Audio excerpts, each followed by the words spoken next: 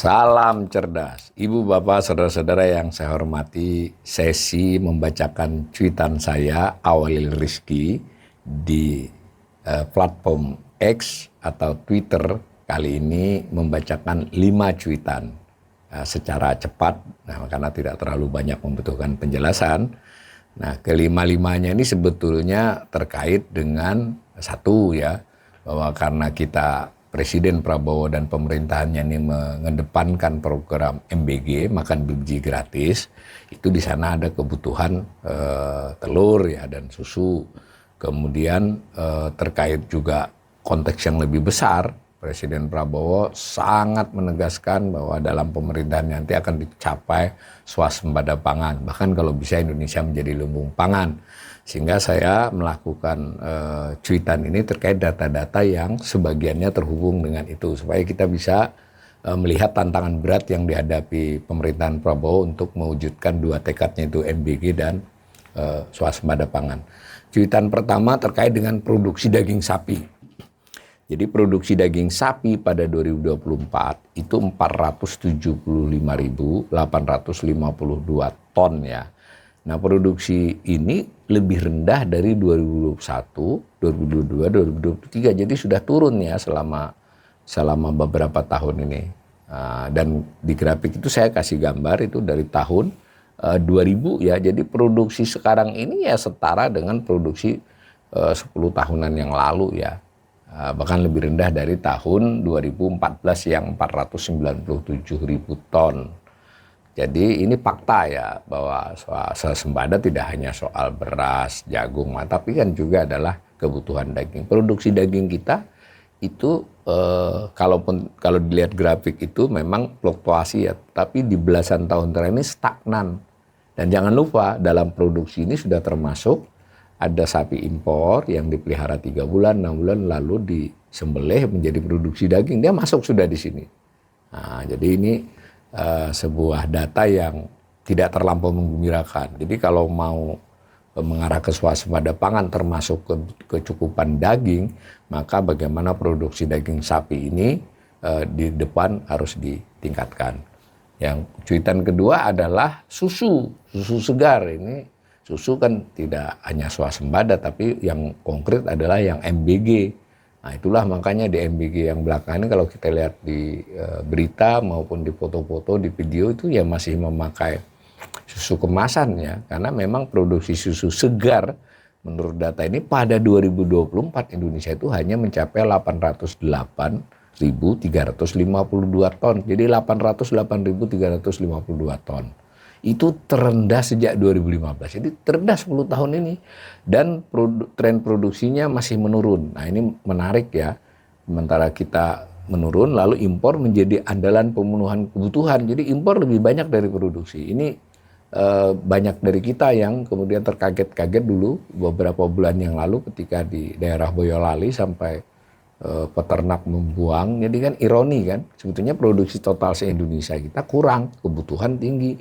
Tetapi di wilayah-wilayah tertentu akibat tata niaga dan lain sebagainya, malah susunya dibuang peternak rakyat karena tidak bisa disetorkan dan seterusnya. Ini termasuk kompleksitas kebijakan yang harus diputuskan pemerintah dan harus berunding dengan para industri ya, industri susu.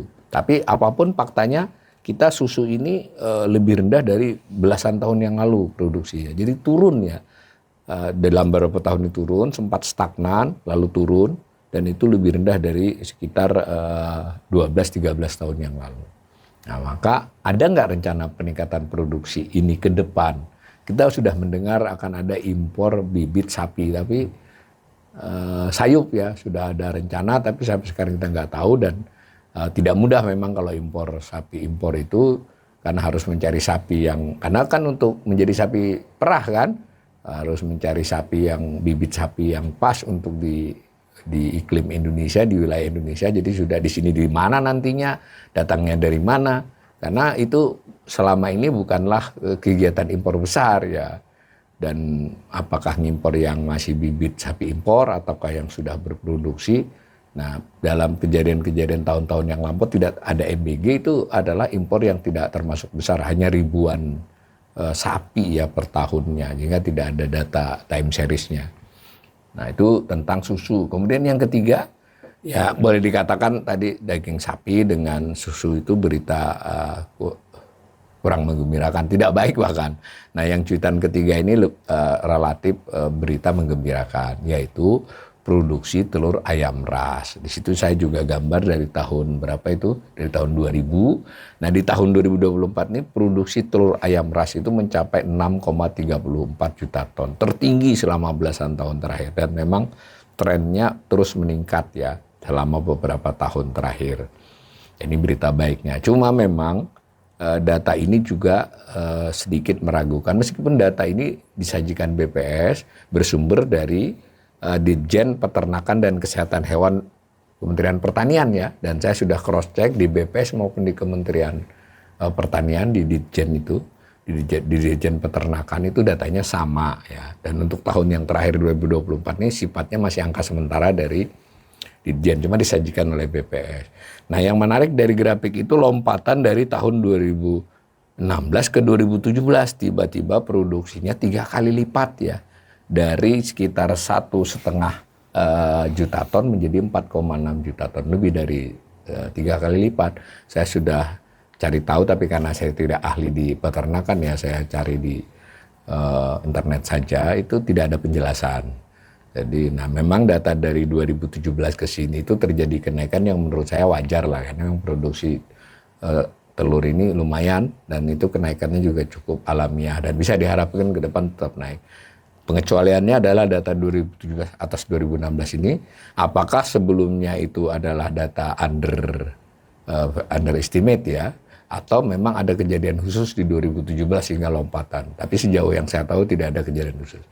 Bagaimanapun kita terima fakta bahwa salah satu yang meningkat di pangan Indonesia itu adalah produksi telur ayam ras.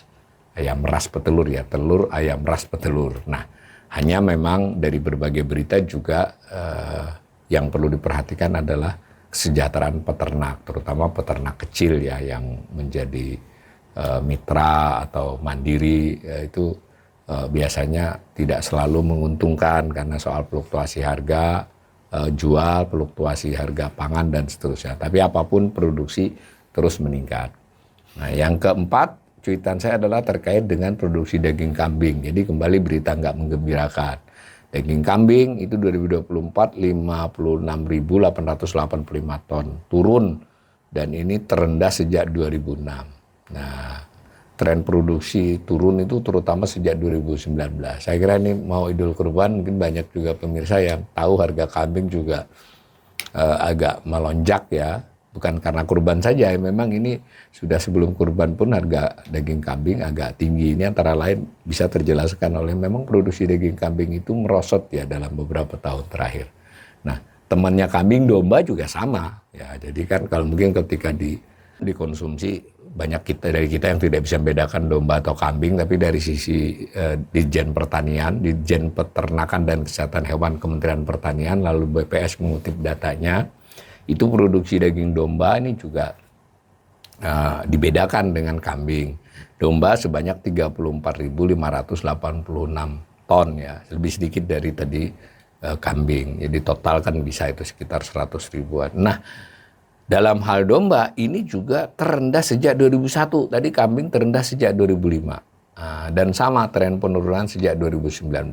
Dengan demikian, ternak domba dan kambing serta bisnis lanjutannya ini saya sederhanakan ya, mau sate kambing ya seperti itu merupakan usaha pertanian rakyat kan. Ternaknya juga ada sih ternak besar, tapi mayoritas ternak kecil ya, ternak rakyat lah, atau ternak UMKM kalau yang dia hanya penggemukan ya.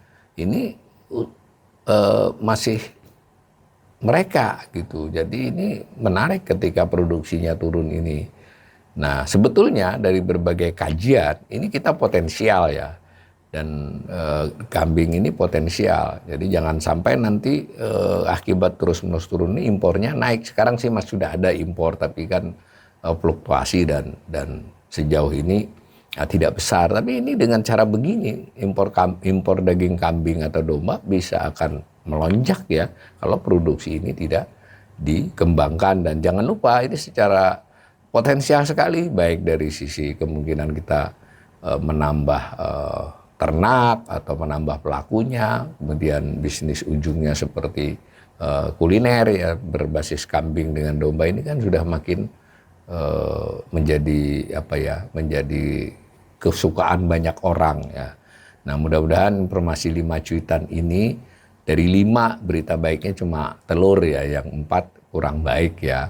Daging sapi, susu segar, daging kambing, daging domba. Nah, padahal pada saat bersamaan Pak Prabowo kan sejak pelantikannya sudah mengatakan kita akan swasembada pangan. Nah, sayangnya mungkin pengertian swasembada pangan itu kan luas.